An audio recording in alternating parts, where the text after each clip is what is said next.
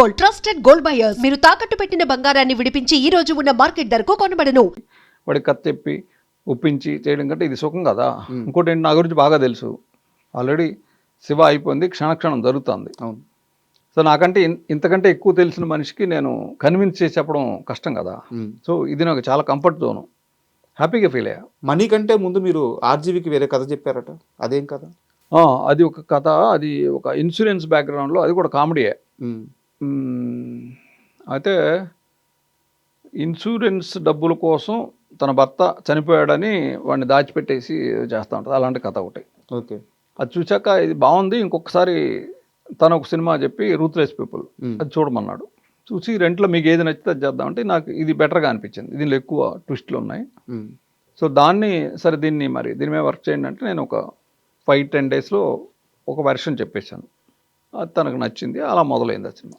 శివ మూవీలో ఏ ఆర్టిస్ట్ని అయితే మీరు వద్దు అన్నారో అదే ఆర్టిస్ట్ని మీ మొదటి హీరోగా పెట్టుకొని సినిమా తీయాల్సి చిన్న. అవును. ఎందుకు అలా డిసిషన్ తీసుకోవాల్సి వచ్చింది? ఎందుకు అలా ఉంది, అప్పుడు నేను పొరపాటు పడ్డాను, ఇతను మంచి ఆర్టిస్ట్ కాదని.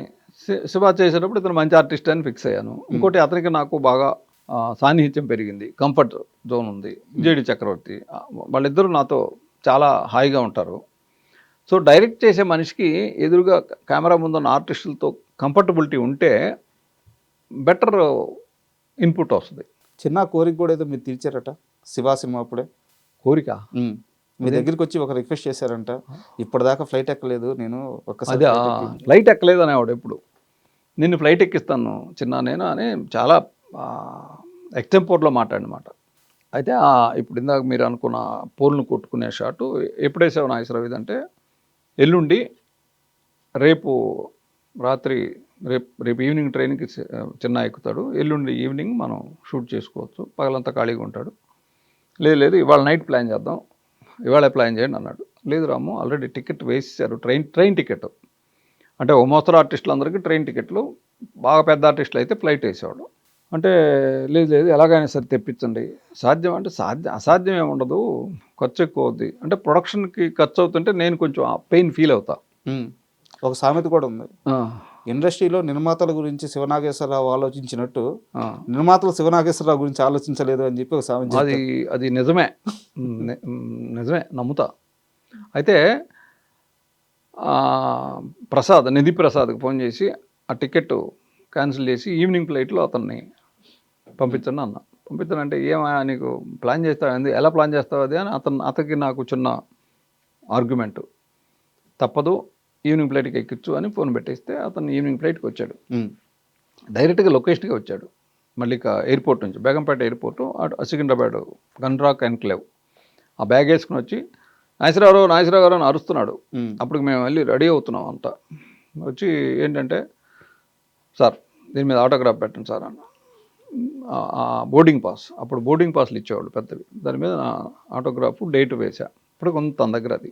అండ్ మనీ మూవీ అంటే రిలీజ్కి ముందే చాలా రోజులు ఆడేసిందంట మూవీ, 130 రోజులు ఆడింది. ఆ పీరియడ్లో మీ మానసిక స్థితి ఎలా ఉంది? ఏం లేదు, పెద్ద ప్యానిక్ అయ్యేవాడిని కాదు నేను.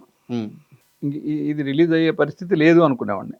ఉప్పలపాటి నారాయణరావు రక్షణ అనే సినిమా ప్రొజెక్షన్ జరుగుతుంటే నాగార్జున గారు కొంతమందిని పిలిచాడు, అబ్బాయి గారు అని వాళ్ళు చిన్న ఆయన పిలిచారు, ఉప్పలపాటి నారాయణరావు పిలుచుకున్నాడు. 3 థియేటర్లు జనం ఉన్నారు.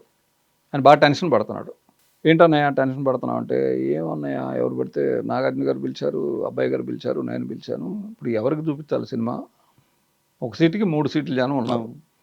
ఓ పని చేయని అందరిని పైకి పంపించి కూర్చోబెట్టి పైన మనీ ప్రింట్ ఉంది వేసేయి, మనీ చూడని వాడు లేడు అప్పటికి హైదరాబాద్లో, వెళ్ళిపోతారు, చూసాం కదా అని సగంలో వెళ్ళిపోతారు, నీకు కావాల్సిన వాడిని పట్టుకొని పక్కలాగు, అప్పుడు రక్షణ వేసుకో అని చెప్పా. వద్దన్నయ్య నీ సినిమా మీద నువ్వు అలా జోకులు వేసుకోవద్దు అన్నాడు. అంటే తప్పే ఉందన్నయ్య దాంట్లో, అది నీకు సలహా చెప్పాను అన్న. అంటే అంత క్యాజువల్గా తీసుకునేవాడు నేను అంటున్నా. మీ కెరీర్ విషయానికి వస్తే సార్, అంటే మీరు ఇప్పుడు డైరెక్ట్ కాకముందు ఎర్లీ స్టేజ్లో 2 సినిమాల్లో యాక్ట్ చేశారు జూనియర్ ఆర్టిస్ట్ లాగా. అది ఆకలి రాజ్యం, సినిమా పేరు ఆకలి రాజ్యం కాదు, మీ ఆకలి కాపీ పేట సవాల్.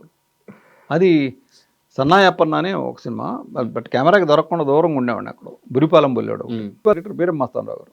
ఆయన తర్వాత నేను డైరెక్టర్ అయ్యాక నాకు బాగా క్లోజు. సార్ మన ఇద్దరు ఫస్ట్ పిక్చరు, మన ఇద్దరికి మొదటి సినిమా ఒకటేనండి మీకు తెలుసా అన్న. అదేంటి అన్నాడు.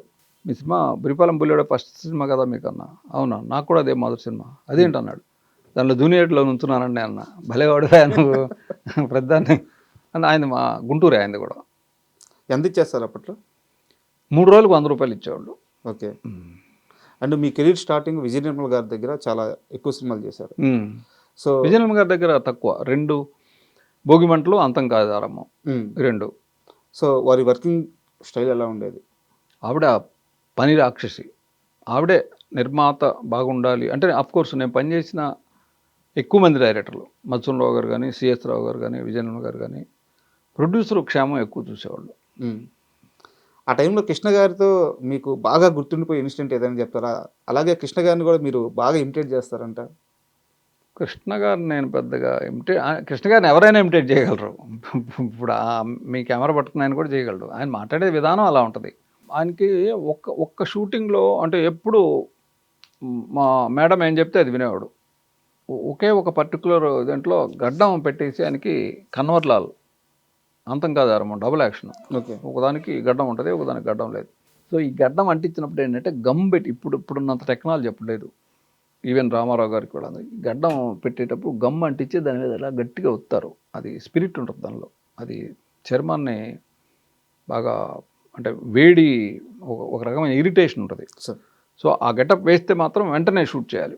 లేకపోతే ఎప్పుడు మా విజయనగరం గారు చెప్పింది ఆయన వినేవాడు. గడ్డం పెట్టినప్పుడు మాత్రం ఆయన ఏం చెప్తే అది ఈవిడ విని సాధ్యమైన తొందరగా దాన్ని ఫినిష్ చేసేవాడు. ఓకే. అదొక్కటే ఆయనకి కోపం. అండ్ మీరు అసిస్టెంట్గా కానీ లేకపోతే కోఆర్డినేటర్ కానీ నాకు ఐడియా లేదు సార్, లెనిన్ బాబు గారి దగ్గర వర్క్ చేశారు. మరో కురుక్షేత్రం మన తమ్మారెడ్డి భరద్వాజ్ గారి బ్రదర్. అవును.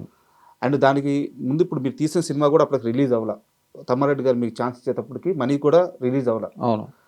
సో తమ్మారెడ్డి గారు మిమ్మల్ని ఎందుకు అంత గట్టిగా నమ్మడానికి కారణం ఏంటి? 1/2 నేను అసిస్టెంట్గా జగన్నాథరావు చక్రాలు పనిచేశాను వాళ్ళ సినిమాకి. ఆయన దానికి నిర్వాహకుడు, వేరే ప్రొడ్యూసర్లు, చరిత్ర ఆయన బ్యానర్ కూడా. సో నేను పనిచేసినప్పుడు ఆయన అబ్జర్వ్ చేశాడు నన్ను. అంటే మిగతా వాళ్ళు పనిచేసేదానికి నేను పనిచేస్తే నేను ఏ పని చేసినా మనసు పెట్టి చేస్తాను. అంటే మిగతా వాళ్ళు చేయరని కాదు, నేను ఎక్కువ ఇన్వాల్వ్ అయిపోతాను. అంటే నా పర్సనల్ ఇవన్నీ పక్కన పెట్టి ఆ పని ఏదైతే ఉందో దానికే ఎక్కువ టాప్ ప్రయారిటీ ఇస్తాను. సో అప్పుడు ఆయనకి నేను నచ్చా, నేను డైరెక్టర్ని చేస్తాను అన్నాడు. అన్న తర్వాత ఆయన సినిమా అనౌన్స్ చేశాడు. అదేంటన్నయ్య నన్ను డైరెక్షన్ చేద్దామని మీరు చేశారు మన్మథ సామ్రాజ్యం. లేదు నేను డైరెక్టర్ని చేసి నేను మెడ్రాస్ నుంచి వెళ్ళిపోతాను అనేవాడు. మనీ సినిమా చూసి ఆయనకు కూడా నచ్చలే మనీ. ఓకే. మనీ చూసి నచ్చిన వాడు ఎవడు లేడు హైదరాబాద్లో. ఓడియన్ థియేటర్లో రిలీజ్ అయినప్పుడు మాత్రం నచ్చింది. ఆర్జీవీ కన్నా నచ్చిందా మనీ? అది ఇందాక శివ గురించి మీ ఒపీనియన్ ఏంటి, ఆడుద్దా లేదా అనేది ఒక దశలో పోద్దాయి. ఎందుకంటే నంబర్ ఆఫ్ ప్రొజెక్షన్ వేసి ఎవరికి నచ్చట్లేదు. జీవిత రాజశేఖర్ గారు వాళ్ళ సినిమా చూసి బ్రహ్మానందం వేషాన్ని రామిరెడ్డితో వేస్తే భలే ఉండేది అన్నారు. అంటే మేము కామెడీ అనుకుని తీసాం, వాళ్ళు చాలా సీరియస్గా ఆ సినిమాని చూశారు. అంటే మరి ఆడియన్స్ అంతే సీరియస్గా చూస్తుంటే రెండో రోజు వచ్చేసేది మనీ వెనక్కి. బ్రహ్మానందం ట్రాక్ కూడా లాస్ట్లో యాడ్ చేశారట. లెంగ్త్ తక్కువ యాడ్ చేసాం. అంతకుముందు ఆ థాట్ లేదా? లేదు. 11,500 ఉండాలి ఫీచర్ ఫిలింకి. నేను తీసింది 10,900 వచ్చింది, 11,000 లోపే. సో ఆ బ్రహ్మానందం ట్రాక్ యాడ్ చేసి క్లైమాక్స్లో కూడా అతను ఇన్వాల్వ్ చేసి చేసాం.